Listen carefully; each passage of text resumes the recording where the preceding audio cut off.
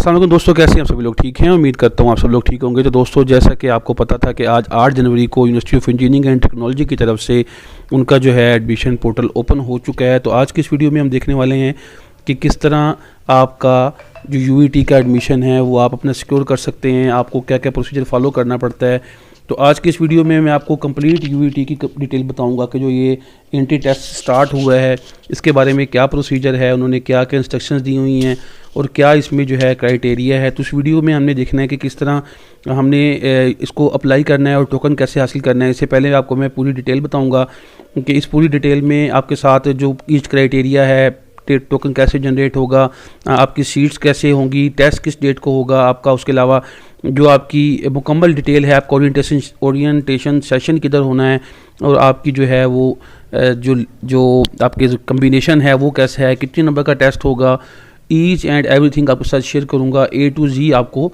सब कुछ बताऊँगा। तो इस वीडियो को आपने एंड तक जरूर देखना है, कोई भी पॉइंट आपने स्किप नहीं करना ताकि आपको कोई भी मालूमात रह ना जाए। तो सबसे पहले मैं आपको बताता चलूँ कि जो यूनिवर्सिटी ऑफ इंजीनियरिंग टेक्नोलॉजी की तरफ से जो डेट अनाउंस की गई है जो ई कैट के लिए, वो एक नोटिफिकेशन के ज़रिए बताया गया है कि 1999 से यूनिवर्सिटी ऑफ इंजीनियरिंग टेक्नोलॉजी जो है वो टेस्ट ले रही है और वो टेस्ट जो है वो आपका प्री इंजीनियरिंग ग्रुप के लिए है। उसमें यह है कि जो इंजीनियरिंग या इंजीनियरिंग टेक्नोलॉजी से रिलेटेड सब्जेक्ट्स हैं या जो फील्ड है उसके लिए एक टेस्ट लिया जाता है कि जो एफएससी के बाद टेस्ट देते हैं उसकी बेसिस पे आपका एडमिशन होता है। तो इसमें आपका 2024 के एडमिशन के हवाले से जो है ये डेट अनाउंस कर दी गई है। तो ये कॉमन एंट्रेंस टेस्ट जो होता है बीएससी इंजीनियरिंग या बीएससी इंजीनियरिंग टेक्नोलॉजी के लिए वो जो है इंशाल्लाह सेकंड वीक ऑफ मार्च में होने वाला है। और जो टेस्ट है उसकी जो पूरी डिटेल है, ओरिएंटेशन कब होनी है, एंट्री टेस्ट की डेट को कैसे सेलेक्ट करना है, एडमिट कार्ड कैसे डाउनलोड करना है और इसके अलावा जो उन्होंने टोकन कैसे जनरेट करना है, सब कुछ आपको इस वीडियो में बताने वाला हूँ। तो सबसे पहले आपको बताता चलूँ कि आपके पास जो पाकिस्तान इंजीनियरिंग काउंसिल की एक प्रीवियस ईयर का नोटिफिकेशन है जिसके मुताबिक कुछ पॉलिसी दी गई थी ई कैट के हवाले से। उस पॉलिसी का आपको पहले पता होना ज़रूरी है क्योंकि अगर आपको उसका पता होगा दैन जो है आपके लिए बाकी चीज़ें बहुत ज़्यादा आसान हो जाएंगी। तो जो पीईसी की पॉलिसी थी उसके मुताबिक ये था कि कुछ जो ये एजेंसीज़ हैं जो कि आपका टेस्ट कंडक्ट करवा सकती हैं या करवाएंगी, उनको उन्होंने स्पेसिफाई कर दिया गया था और यही टेस्ट जो है आपके इंजीनियरिंग प्रोग्राम के लिए वैलिड रहेगा। तो इसके अलावा ये है कि जो आपका टेस्ट सिस्टम है वो शफाफ होता है। जो यूईटी की तरफ से ज़्यादातर जो 50% से ज़्यादा बल्कि 70% से ज़्यादा कह सकते हैं कि वो यूईटी ही कंडक्ट करवाती है। तो जो पॉलिसी अप्रूव हुई है उसके मुताबिक क्या है कि जो इंजीनियरिंग प्रोग्राम हैं उनके लिए कुछ रूल्स, जो कुछ रेगुलेशंस हैं वो ये हैं कि क्या कि सबसे पहले तो ये है कि जो एफएससी या ए लेवल के स्टूडेंट हैं या डीई डिप्लोमा होल्डर जो स्टूडेंट्स हैं उनके लिए इंजीनियरिंग प्रोग्राम में एडमिशन लेने के लिए ओपन कंपटीशन है। इसमें कोई डिस्ट्रिक्ट कोटा नहीं है, कोई ऐसा नहीं है कि जी पंजाब वाले वहाँ नहीं कर सकते, सिंध वाले वहाँ नहीं कर सकते। तो ये ओपन कैटेगरी है, ओपन कंपटीशन है। यहाँ पे कोई भी स्टूडेंट जिसने एफएससी की है, जिसने डीएई की है, जिसने ए लेवल की है, वो यहाँ पे टेस्ट दे के अपनी मर्जी की किसी भी फील्ड में अप्लाई कर सकता है। उसके अलावा सेकेंडली बता देता हूँ कि जो पीईसी पाकिस्तान इंजीनियरिंग काउंसिल की तरफ से कुछ यूनिवर्सिटीज़ को ऑथोराइज़ किया गया था कि वो टेस्ट ले सकती हैं। उसमें सबसे पहली यूनिवर्सिटी है यूईटी लाहौर जो कि टेस्ट लेती है, university of engineering and technology. उसके अलावा एंट्री टेस्ट जो एनईडी यूईटी इनके ये जो कराची या सूबा सिंध के लिए है उनके लिए, और ये Mehran university of engineering technology Jamshoro ये टेस्ट ले सकती हैं जो कि ये सिंध के प्रोविंस के लिए मोन होता है। Entry test being conducted by NUST Islamabad ये पूरे पाकिस्तान के लिए वैलिड है। Entry test being conducted by NTS ये जो हमारा नेट या एप्टीट्यूड टेस्ट होते हैं ये जो इंजीनियरिंग वाले होते हैं वो भी आप दे सकते हैं, तो उसकी बेस पे भी आपका एडमिशन होता है। Entry test being conducted by ETA Khyber Pakhtunkhwa के लिए ज़्यादातर ये होता है। और इसके अलावा कोई भी एग्जिस्टेंस यूनिवर्सिटी, इनकी जो कोई वेल नाउन यूनिवर्सिटी है जो कि ये टेस्ट कंडक्ट करवा रही है वो ये करवा सकते हैं। अब उसके बाद अगर बात कर लेते हैं हम मेरिट के हवाले से, तो मेरिट की जो कैलकुलेशन है वो भी पीईसी की तरफ से उन्होंने अपनी एलोकेशन दी है। सबसे पहले तो आपको बताता चलूँ कि 40,000 के करीब स्टूडेंट जो है वो टेस्ट देते हैं। अब उन टेस्ट को कंडक्ट करवाने में जो है टाइम भी लगता है और उसके अलावा ये है कि यहाँ पे 2 चांसेस दिए जाते हैं। एमडी कैट के अपोजिट एमडी कैट का आपका टेस्ट होता है, उसकी बेसिस पे आप अप्लाई कर देते हैं, लेकिन ई कैट में आपको 2 दफ़ा आपके पास चांसेस हैं जो कि यूनिवर्सिटी की तरफ से रूल दिया गया है। पाकिस्तान इंजीनियरिंग काउंसिल की तरफ से ये एक रूल दिया गया कि आप 2 टाइम कम से कम टेस्ट लाजमी दें ताकि आपका जिसमें मेरिट ज़्यादा बनते, जिसमें स्कोर ज़्यादा आया, आप उसको यूज़ करते हुए एडमिशन अपना सिक्योर कर सकते हैं। ई कैट जो है वो एम डी कैट के तनाजुर में बिल्कुल चेंज की पॉलिसीज़ हैं, इनके रूल्स हैं। अब यहाँ पे ये होता है कि अगर आपका एक टाइम में आपके जो मार्क्स हैं वो कम है, दूसरे टाइम में मार्क्स ज़्यादा हैं, तो आपको वो ज़्यादा मार्क्स जो है वो कंसीडर किए जाएंगे और आपका एडमिशन हो सकता है। 2 बार आपका टेस्ट होता है। यही वजह है कि जो उनका अनाउंसमेंट हुई है उस अनाउंसमेंट में मेंशन है कि फर्स्ट, यहाँ पे लिखा हुआ है कि फर्स्ट है, तो ये 2 दफ़ा लाजमी होगा। और 2 दफ़ा से ये फ़ायदा हो जाता है कि जो स्टूडेंट मिस भी हो जाते हैं वो भी दोबारा दूसरे चांस में दे सकते हैं। तो यहाँ पे मल्टीपल चांसेस हैं एंट्री टेस्ट के लिए, ये उनकी पहली जो है एक रूल है। दूसरा ये है कि जितनी भी ये एजेंसीज़ हैं जो कि टेस्ट ले रही हैं, ये जो एडमिनिस्ट्रेशन है प्राइवेट पब्लिक कॉलेजेस वगैरह के हवाले से, वो पैक के साथ जो है वो एफिलिएट होती हैं। उसके अलावा ये है कि पासिंग मार्क्स जो हैं, ये जो मेन क्राइटेरिया है कि एंट्री टेस्ट में पासिंग मार्क्स जस्ट 33% हैं, कि ऐसा स्टूडेंट जिसके 33% मार्क्स आ गए हैं वो भी पास कंसीडर होगा और वो अप्लाई कर सकेगा ई कैट के लिए। अच्छा, अब वेटेज की बात कर लेते हैं। जो कैलकुलेशन होती है एंट्री टेस्ट के हवाले से, उसमें जो एंट्री टेस्ट की वेटेज होगी वो 33% होगी, और 67% जो आपकी वेटेज है वो बाकी आपकी एकेडमिक कैरियर की होती है। मतलब अगर आपका एफएससी है तो 50% उसके, या ए लेवल है या डिप्लोमा है तो आपके 50% उसके इंक्लूड होते हैं, और उसके अलावा जो बाकी हैं आपके वो मैट्रिक के इंक्लूड होते हैं।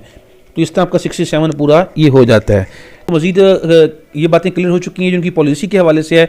तो अब हम देखते हैं कि इसका जो एक थ्रू प्रोसीजर क्या होता है और इसका एक फ़्लो क्या है, ओरिएंटेशन कब होती है, ओरिएंटेशन का क्या मतलब होता है, उसके अलावा एंट्रेंस टेस्ट कब होगा, कौन इसमें अपेयर हो सकता है, टोकन कब मिलता है आपको, और उसके अलावा एडमिट कार्ड कैसे डाउनलोड करते हैं, सेंटर कैसे होते हैं, और आपने इसको कैसे प्रिंट करना है, आपके डॉक्यूमेंट्स क्या रिक्वायर होते हैं।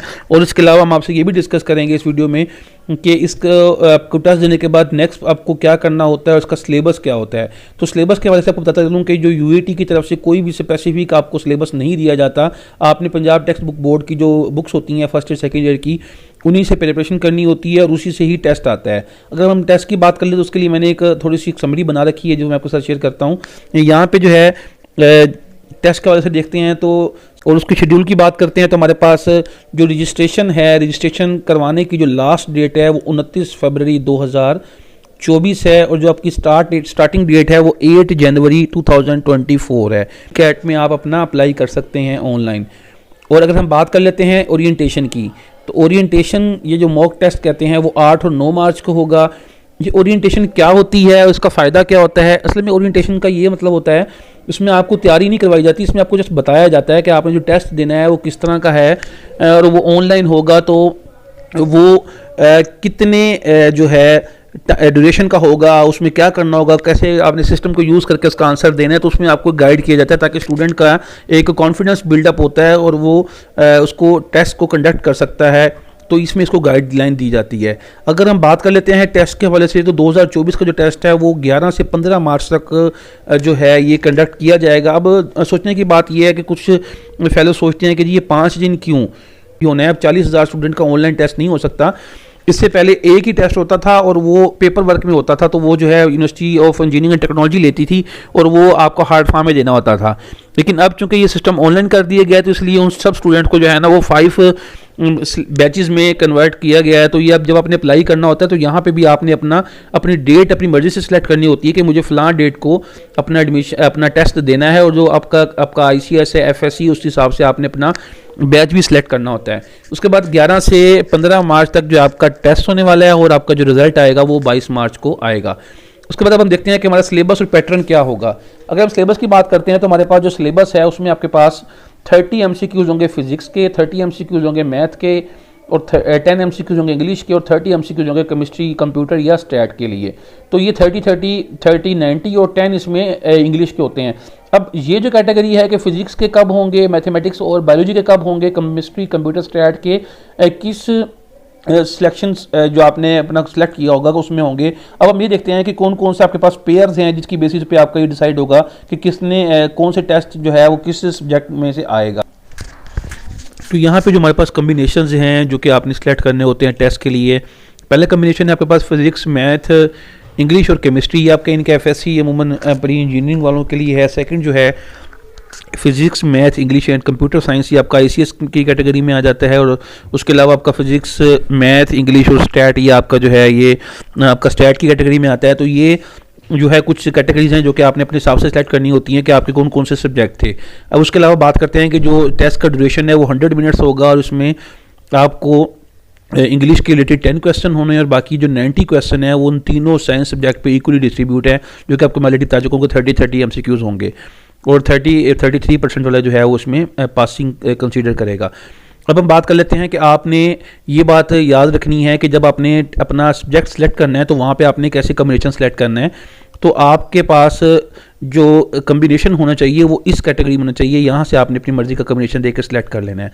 इसके बाद अगर हम बात करते हैं कि DAE वालों के लिए, तो DAE जो है वो इन 2 पॉइंट में अपना जो है वो सिलेक्ट कर सकते हैं, फिजिक्स, मैथ, इंग्लिश, केमिस्ट्री या फिजिक्स, मैथ, इंग्लिश और कंप्यूटर साइंस में। तो ये इनका क्राइटेरिया है। इसके अलावा ये है कि आप ये बात भी पता चलूँ आपको कि कौन इस टेस्ट में अपेयर हो सकता है। इस टेस्ट में कोई भी अपेयर हो सकता है, ये बात क्लियर कर लें कि इस टेस्ट में किसी को कोई लिमिटेशन नहीं है, कोई भी जाके ये टेस्ट दे सकता है। अगर किसी के मार्क्स कम हैं वो दे सकता है, किसी के अभी टेस्ट रिजल्ट अवेटिंग है तो वो भी दे सकता है, क्योंकि ये 1 साल के लिए वैलिड है। अगर आपने 2024 के लिए दिया है और आप अभी सेकेंड ईयर में पढ़ रहे हैं, आपने टेस्ट दे दिया है, देन अगर आपका रिजल्ट ठीक आ जाता है तो आपके FSC के इनके सेकेंड ईयर के रिजल्ट के बाद भी आपका वो जो है वो वैलिड होगा 2024 के जो सेशन के लिए। उसके बाद अगर हम बात कर लेते हैं कुछ के जो इसके MCQs होंगे वो 100 होंगे, पासिंग मार्क्स 33 होंगे और 100 मिनट आपको टाइम दिया जाएगा। और जैसे ही आपने एक MCQ देखें, 100 MCQs हैं और हर MCQ 4 नंबर का है, तो आपको 400 नंबर का टोटल ये टेस्ट होने वाला है। अब इसके बाद अगर आपने एक क्वेश्चन गलत किया तो यहाँ पे आपका जो है वो 1 नंबर जो है उल्टा माइनस हो जाएगा। मिसाल के तौर पे एक स्टूडेंट है कि उसने 100 में से 80 जो MCQs करेक्ट किए थे तो उसके 320 नंबर बन जाते हैं। अब उसके बाद उसने 20 जो थे वो उसने रॉन्ग किए हैं, तो उसके वो 20 नंबर माइनस होकर 300 बच जाएंगे। लेकिन अगर आप कोई भी क्वेश्चन अनअटेम्प्टेड छोड़ देते हैं तो उसके आपके कोई मार्क्स कटते नहीं है, ना ही आपको मिलते हैं। तो तुक्के लगाने के चक्कर में जो है ना वो नेगेटिव मार्किंग भी इसमें हो जाती है। तो इसके बाद अगर हम बात कर लेते हैं कि हमारा जो ओरिएंटेशन सेशन होता है वो कहाँ कहाँ होगा, उसका क्या तरीकाकार होता है, तो उसकी डिटेल को भी हम देख लेते हैं। तो उसके लिए बताता चलूँ कि जब आपका ओरिएंटेशन सेशन होता है ये 15 मिनट का जस्ट सेशन होता है। इसमें से स्टूडेंट्स को ये बताया जाता है कि आपने कंप्यूटर बेस्ड टेस्ट देना है और किस तरह ये आपको कंडक्ट होगा। तो ये 8 और 9 मार्च हफ्ता और जुम्मे को जो है ये 15 मिनट का एक सेशन होगा। अब हम बात करते हैं कि ये होगा किधर किधर, कौन कौन से जो इदारे हैं, कौन कौन से सेंटर्स बनेंगे। सबसे पहले आपके पास BZU है मुल्तान में, ये आपका सेंटर बनता है। इस्लामी यूनिवर्सिटी भावलपुर आपका सेंटर बनता है। NFC institute of engineering technology ये मुल्तान में आपका सेंटर बनता है। फिर यूनिवर्सिटी ऑफ इंजीनियरिंग टेक्नोलॉजी जो लाहौर वाला सेंटर बनता है। यूनिवर्सिटी ऑफ इंजीनियरिंग टेक्नोलॉजी काला शाह कक्कू कैंपस बनता है। University of engineering technology Faisalabad campus बनता है। Similarly university of engineering and technology Narowal campus बनता है। Rachna college of engineering and technology आपका ये गुजरावाला बनता है। इसके बाद हम बात करते हैं ख्वाजा फरीद यूनिवर्सिटी जो कि रहीमिया खान में है, ये आपका सेंटर बनता है। University of engineering technology Taxila आपका सेंटर बनता है। यूनिवर्सिटी ऑफ गुजरात और इसी तरह पंजाब यूनिवर्सिटी ऑफ टेक्नोलॉजी ये आपका जो है मंडी बहाउद्दीन में। तो ये आपके सेंटर्स हैं जो कि आपका ये ओरिएंटेशन सेशन को कैरी आउट करते हैं और यहाँ पे आप अपना ओरिएंटेशन बेस्ड टेस्ट जो है उसके बारे में अपनी पूरी डिटेल देखते हैं कि आपने किस तरह ये टेस्ट देना है और किस तरह आपको इसका तरीका आपको फॉलो करना होगा। जी, तो डिटेल आपने सारी देख ली। इसके बाद अब हम उसको अप्लाई करने का तरीका देखते हैं। तो सबसे पहले आपने admissions.uit.edu.pk पे आ जाना है। जैसे आप यहाँ पे आते हैं आपके पास ऐसा एक पेज ओपन हो जाएगा जहाँ पे आपके पास लिखा होगा कि आपने स्टेप 1 ऑनलाइन टोकन परचेज़ करना है और स्टेप 2 आपने ऑनलाइन फॉर्म करना है एंट्री टेस्ट के लिए।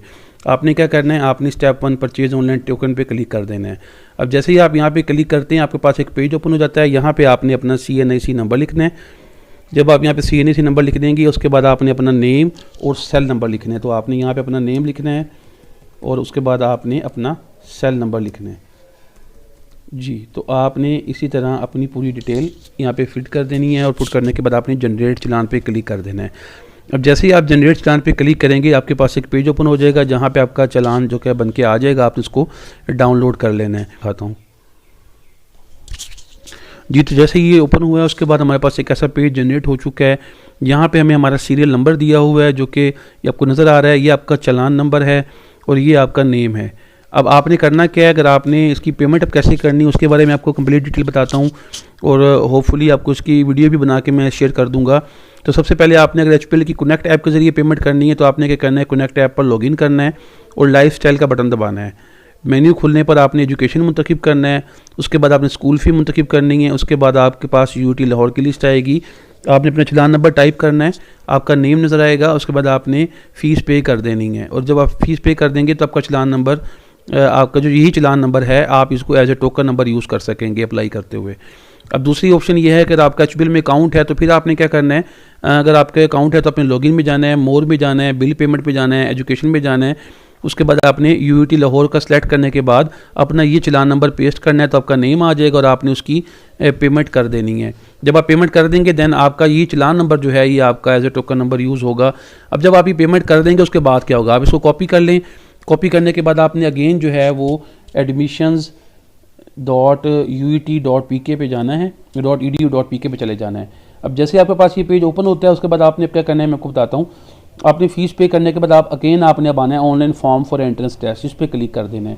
अब जैसे ही आप यहाँ पे क्लिक करते हैं तो आपके पास जो है एक ऑनलाइन फॉर्म ओपन हो जाएगा जिसमें आपकी एंट्रेंस के हवाले से आ जाएगा जी। अब आपने यहाँ पे अपना सीरियल नंबर लिखना है। अब ये सीरियल नंबर कौन सा है, ये सीरियल नंबर वो है जो कि ये वाला है, ठीक है।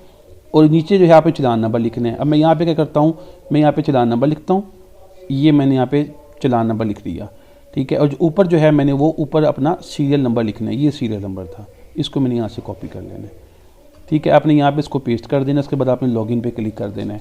अब चूँकि मैंने ये फ़ीस पे नहीं की हुई तो इसलिए इसने कहा है कि आपका जो चलान नंबर है ये आपका पे नहीं हुआ, इसलिए आप इसको लॉगिन नहीं कर सकते। तो अब इसको लॉगिन करने के लिए मुझे इस चलान को पे करना है। जब मैं इस चलान को पे कर दूँगा देन जो है मेरे पास यहाँ पे ऑप्शन आ जाएगी कि मैं इसको लॉगिन कर सकूँगा। जब ये लॉगिन हो जाएगा उसके बाद आपने अपनी डॉक्यूमेंटेशन यहाँ पे देनी है और फिर आपका जो है ये अप्लाई हो जाएगा, आपका फॉर्म आपके पास आ जाएगा। आपने वहाँ पे अपना नेम, CNC नंबर, चूँकि मैं अब ये उसको पे तो नहीं करूँगा डेफिनेटली बात है, लेकिन मैं आपको बता देता हूँ कि यहाँ पे नेम, फादर नेम, आपके पास क्वालिफिकेशन आ जाएगी, आपके डॉक्यूमेंट्स आ जाएंगे, अपलोड करेंगे। उसके बाद जो है ना आपकी थोड़ी डिटेल पूछेगा, पर्सनल डिटेल, उसके बाद आपका ये यहाँ पे अप्लाई हो जाएगा, देन आपका ये एंट्रेंस फॉर्म डाउनलोड हो जाएगा। अच्छा, नेक्स्ट हम देखते हैं कि अब हमने एडमिट कार्ड कैसे डाउनलोड करना है। जैसे ही आपने अपना टोकन नंबर जनरेट कर लिया उसके बाद आपने अपने उसी पोर्टल से सेम डेट को ही, जो कि आपका लास्ट डे था अप्लाई करने का, वहीं से ही आपने 29 फरवरी 2024 को ही आपने अपना एंट्रेंस जो है टेस्ट एडमिट कार्ड डाउनलोड कर लेना है और उसके बाद आपने उस पोर्टल को विज़िट करते रहना है, ठीक है। अगर अब हम बात कर लेते हैं कि आपकी जो आईडी सेंटर फ़ोटो आईडीज़ हैं उनकी क्या रिक्वायरमेंट है। जब आप टेस्ट सेंटर पे जाएंगे तो आपको क्या अपनी आइडेंटिटी देनी पड़ती है, वो भी उन्होंने स्पेसिफाई कर दिया है कि आपका CNAC है तो वेल एंड गुड है। अगर आपका CNAC नहीं है तो कुछ स्मार्ट चाइल्ड कार्ड, जिसको जुवेनाइल कार्ड कहते हैं, जो कि 18 साल से कम उम्र के लिए बनता है, वो भी वैलिड है। मैट्रिक का सर्टिफिकेट हो जिस पे फोटोग्राफ हो, या कंप्यूटराइज डोमिसाइल सर्टिफिकेट हो जिस पे फोटोग्राफ हो, या आपका पासपोर्ट है तो वो हो, या आपकी statement of entry in case of A level. तो आपका A लेवल है तो आपने इन केस में आपने ये अपना साथ लेके जाना है।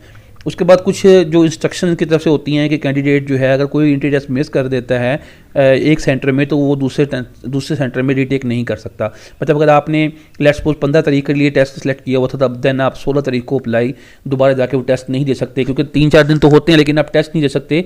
उसकी वजह ये कंप्यूटराइज बेस्ड सिस्टम है सारा, तो आपका जहाँ पे नेम आया हुआ आप वहीं पर टेस्ट देते हैं, कहीं और पे आप टेस्ट देते हैं तो वो आपके नेम के साथ सॉल्व नहीं होता। सेकेंडली जो टेस्ट जो है वो फुली ऑटोमेटेड है, तो इसलिए आपने कोई भी रीचेकिंग के लिए एप्लीकेशन नहीं देनी है और आपका कोई भी रीचेकिंग आपको जो है वो ब्लाइज नहीं किया जाएगा। तो दोस्तों आज तक के लिए इतना ही, उम्मीद करता हूँ आपको वीडियो पसंद आई होगी। आपको वीडियो पसंद आई है चैनल को सब्सक्राइब जरूर कीजिएगा, साथ लगे बेल आइकन को प्रेस कर दें ताकि आपको आने वाली वीडियो को नोटिफिकेशन मिल सके।